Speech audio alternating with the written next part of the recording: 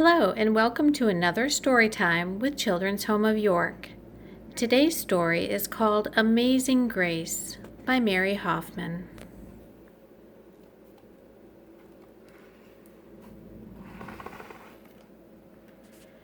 Grace was a girl who loved stories. She didn't mind if they were read to her or told to her or made up in her own head. She didn't care if they were from books or movies or out of Nana's long memory. Grace loved stories. And after she had heard them, and sometimes while they were still going on, Grace would act them out.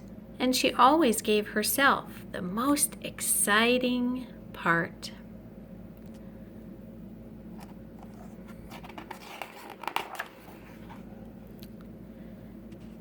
Grace went into battle as Joan of Arc and wove a wicked web as Anansi the spider.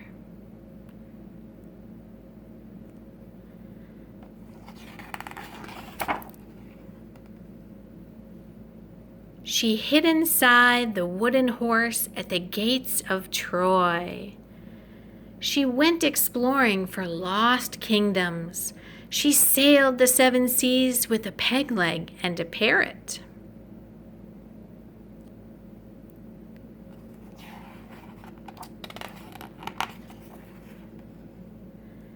She was Aladdin rubbing his magic lamp to make the genie appear, and Mowgli in the backyard jungle.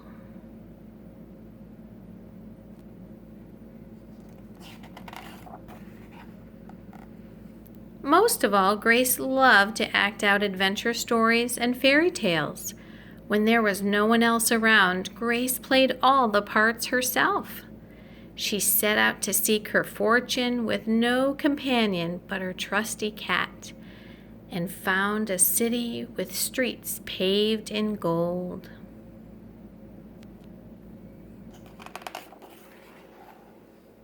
Sometimes she could get Ma and Nana to join in when they weren't too busy. Then she was Dr. Grace, and their lives were in her hands.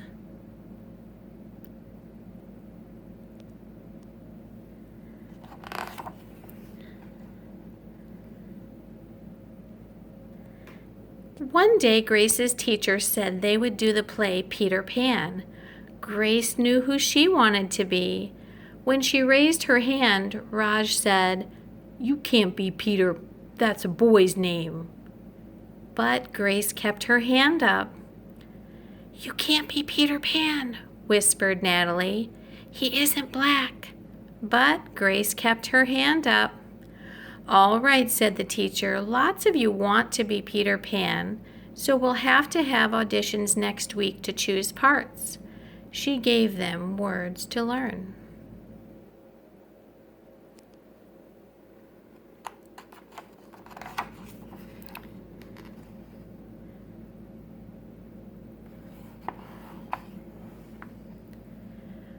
When Grace got home, she seemed sad. "Oh, what's the matter?" asked Ma. "Raj said I couldn't be Peter Pan because I'm a girl." "Oh, that just shows what Raj knows," said Ma. "A girl can be Peter Pan if she wants to." Grace cheered up. Then later she remembered something else. "Natalie says I can't be Peter Pan because I'm black," she said. Ma looked angry, but before she could speak, Nana said, "It seems Natalie is another one who don't know nothing. You can be anything you want, Grace, if you put your mind to it."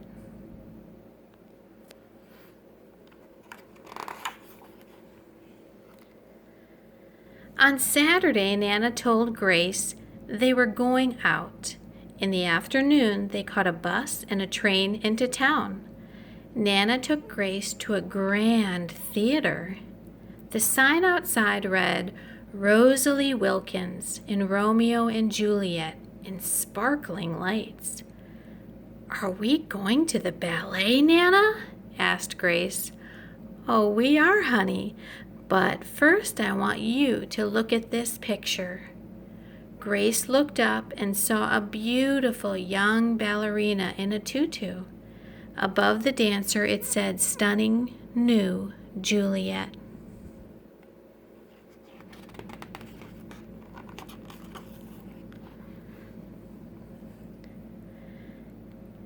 "That one is little Rosalie from back home in Trinidad," said Nana. "Her granny and me, we grew up together on the island. She's always asking me, do I want tickets to see her Rosalie dance? So this time I said yes." After the ballet, Grace played the part of Juliet, dancing around the room in her imaginary tutu. "I can be anything I want," she thought.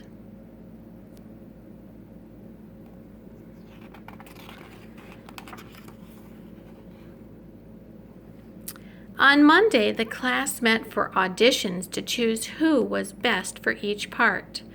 When it was Grace's turn to be Peter, she knew exactly what to do and all the words to say. She had been Peter Pan all weekend. She took a deep breath and imagined herself flying. When it was time to vote, the class chose Raj to be Captain Hook and Natalie to be Wendy. There was no doubt who would be Peter Pan. Everyone voted for Grace. "You were fantastic," whispered Natalie.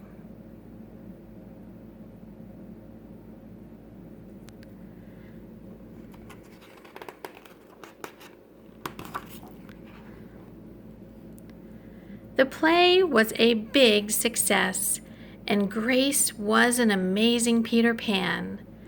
After it was all over, she said, "I feel as if I could fly all the way home." "You probably could," said Ma. "Yes," said Nana. "If Grace put her mind to it, she can do anything she wants." The end.